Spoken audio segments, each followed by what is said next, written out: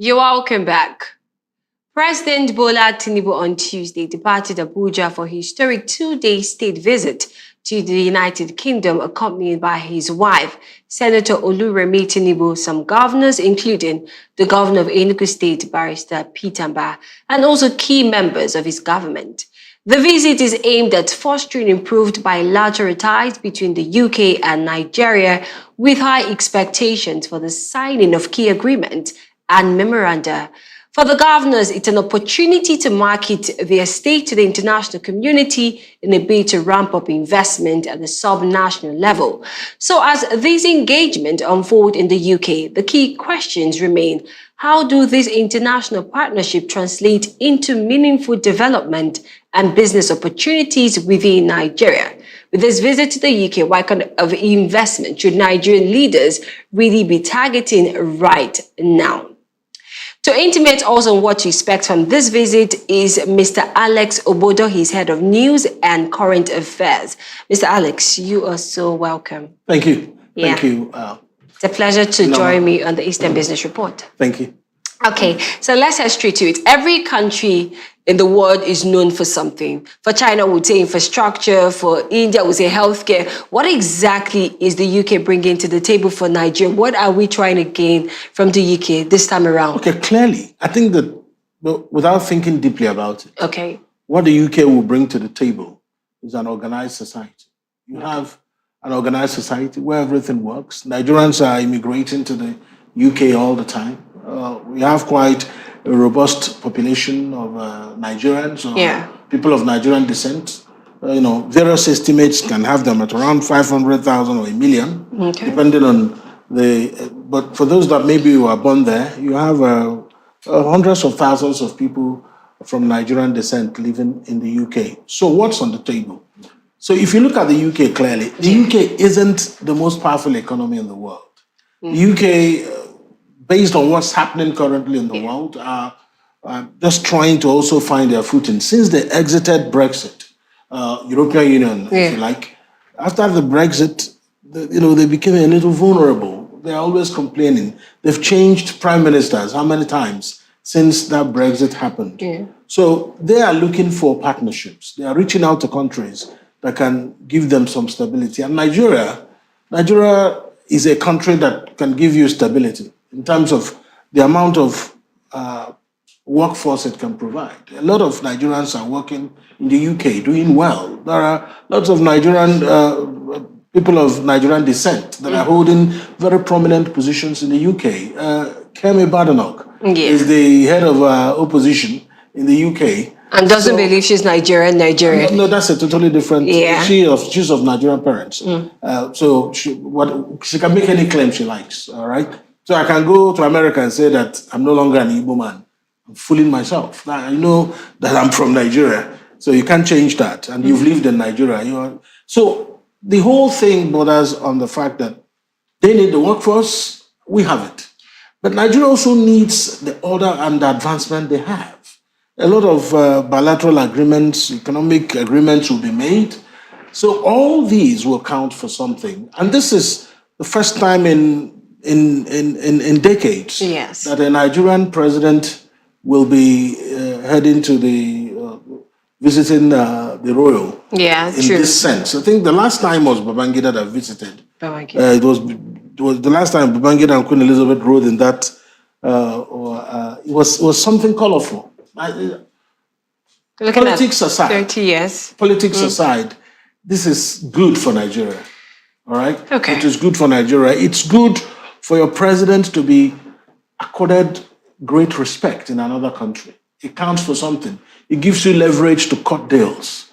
And the question is, what kind of deals will there be? Exactly. What kind of investment should Nigerian leaders be putting on the table now they are there? They want partnership. What kind of investment do you think that, yes, we need it here?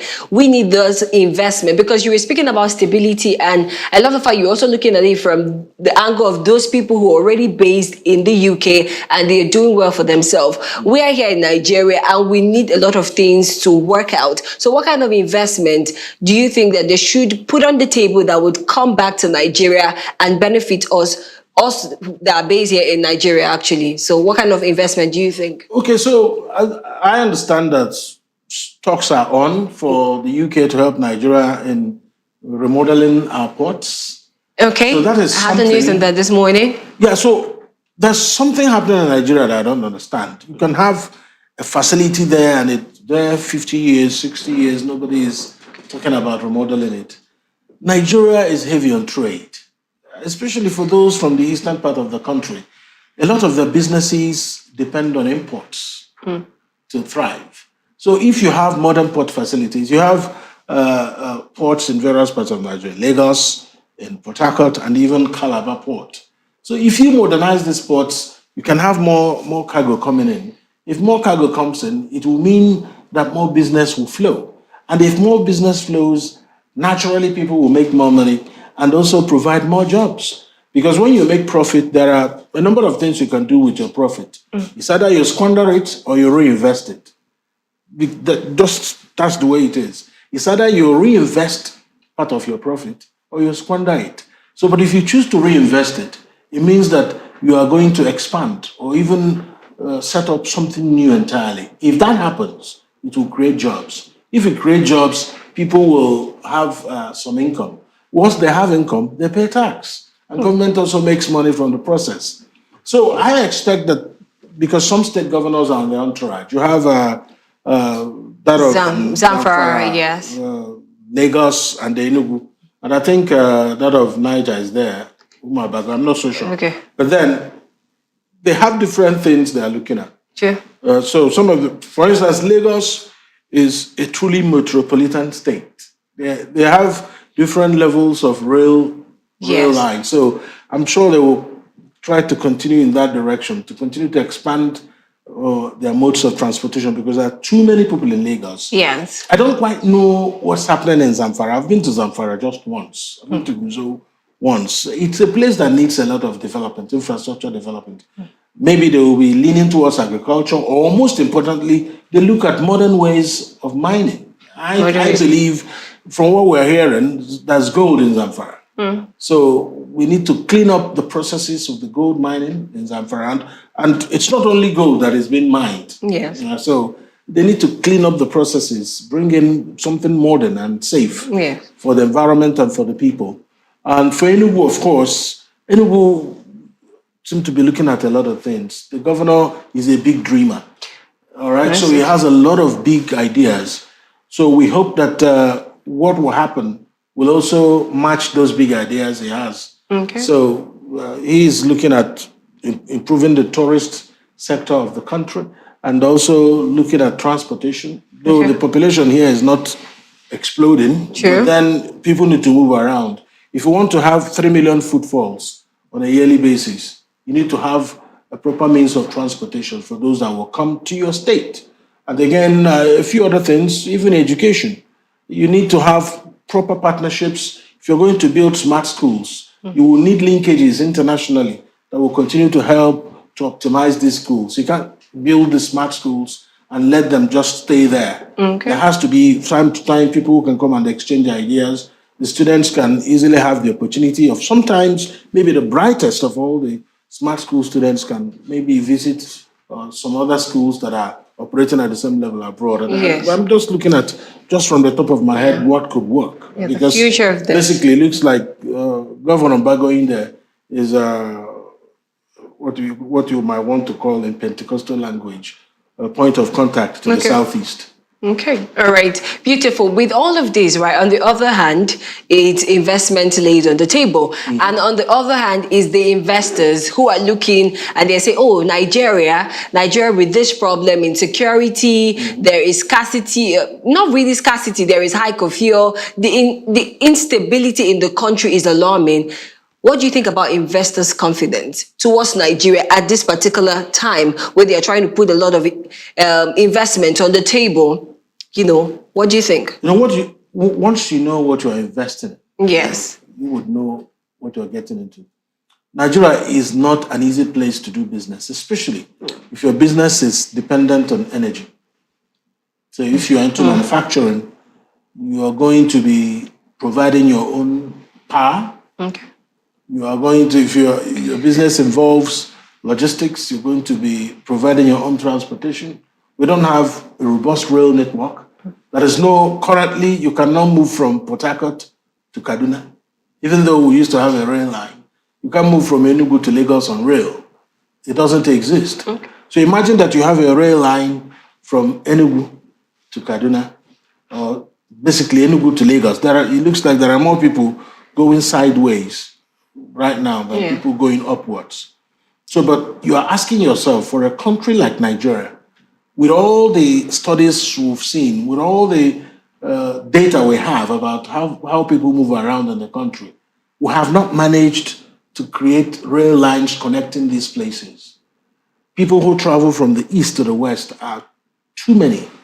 But it is 2026. There's no rail line. It's not even in the pipeline. Nobody's talking about it. So if people will invest here, you have to shine the light. People can't come and invest in a vacuum. They have to look at what the governments here are doing. Already. When they look at it, they say, okay, since government has provided road, we can come and build our factory. Because since there's access road. But if you want to move heavy machinery from Lagos to Enugu, how do you do it? You look for a big, heavy-duty whatever to move it. And these are the things that destroy the roads. So at the end of the day, there has to be something the government here will do. When they do it, the conditions will be right for whoever is coming to invest, depending on what they're coming to invest on. You know, when you mentioned they have to do something, it's appalling that a lot of things have not been done and they are now there. It's because Nigeria is a developing country. They are now there. Yeah. Because it took these other countries took them decades to come to this point. But the only problem here is that the prioritization of what we need right now is not happening. Like the issue of rail is supposed to be an emergency. Nigeria needs a robust rail network. Like if I want to go to Abuja, I should be able to go with rail. Imagine that you want to move heavy machinery, you want to move a car to Abuja. You want to gift somebody a car. How do you move it? You have to put it on another big truck and put it on the road. But even for the transportation of oil, and that's why we miss the point. All the tankers that are falling and killing people, if you move it by rail, all these things will be reduced. You will have that danger. Once the train comes, docks where it's supposed to stop, the small outlets will come and pick it up. That's how we used to move petroleum back in the days. So the infrastructure must match your dream. Okay. The country should stop dreaming beyond the infrastructure that it has and that is available. That's where we get it wrong. 3,000 megawatts of electricity, and you're asking investors to come. So you don't think this will come in the dark? Okay. So that means, with everything you're saying, it's more like there is no light at the end of the tunnel. It's just a visit. There is light at the end of the tunnel. On their part, for this visit, yes, I'm talking about. They have to look at the low-hanging fruits. There is always a tendency for people in government to always take their hands too high. They should look at the low-hanging fruits. What are the things your people need immediately? Sign agreements on those things and come and do them. Okay. So that you don't sign the agreements and 10 years you are waiting. They say they signed bilateral agreement. They say maturing. Your country needs power. Your country needs this. We need rail line. But of course, you're not expecting that it is Britain that will do that. If you want rail, you are looking towards China because they are the ones currently that deliver such things. But we could have some of them put in their money into it and later rip out of it. So that's what I'm saying. Yes. For instance, if you are looking for a house, you're already asking yourself, does that house have running water? How close is the house to the market? Mm-hmm. How close is it to a school if you have children? Yeah. You have to consider these things. It's the same way for business. If you are citing your business, is the business too far away from sources of energy? The first thing you worry about is it safe? Okay, if I come there, how many hours of electricity can I get from the grid? Or do I have to build my own from the scratch? If you have to build your own from the scratch, that eats into your seed fund. So these are some of the things they consider. But if they look at what they will make here, and they know that despite all that expenditure, that they will break even, they will come. And that's why whatever it is, the indices that will help them arrive at that decision, I hope that the people on the president's entourage have them ready. So if it's okay, I want to invest in this and that, what can be this, what can be that, and they present the paper. If it's good, then a deal is a deal. The United Kingdom wants stability. They are not having the best of times. Okay. Okay. So at the end of the visit, what should Nigerians be looking out for as real signs of progress, not just headlines and diplomacy talks and everything? What should we be looking at, right? See, what I expect that should happen is that, first of all, I said it before, go for the low-hanging fruits. Don't go for all these 15 years plans. Go for low-hanging fruits. But when you mean low-hanging fruits, low-hanging fruits, Nigeria needs power. Is power. Of course, it's basic. We need power. See, listen, if you go to Egypt, yes, they are very pragmatic about power. PeterMbah visited Egypt in 2023, build up to the election, wanted to know what they were doing right. Egypt have a hybrid. They combined the hydroelectric, they have solar farms. Great, okay. Yeah, so they are able to make sure that they are not dependent on just one thing. And they are not doing small solar projects. How many solar projects are in Nigeria? Apart from the things you see on people's homes. People are providing their own solar needs. When we talk about this, a place like, if you have plain areas where there's enough sunshine, somebody can have solar panels. The whole electricity value chain has been unbundled. States can now control the market. Yeah. So people can come in and start running and start giving estates energy. You have your captive this thing and just provide energy to people. And there are companies that can do that. Yes. But they need to know that their investment will be safe. So that's the point I'm making. Do you know that in the last 2 months alone, do you know how many power outages we had in Nigeria? Do you know how much I spent on petrol? If I mention it here, some people will marvel. It's unbelievable. It's unbelievable. So we're not supposed to be burning fuel that way. We're not supposed to be burning fuel to provide electricity in our homes.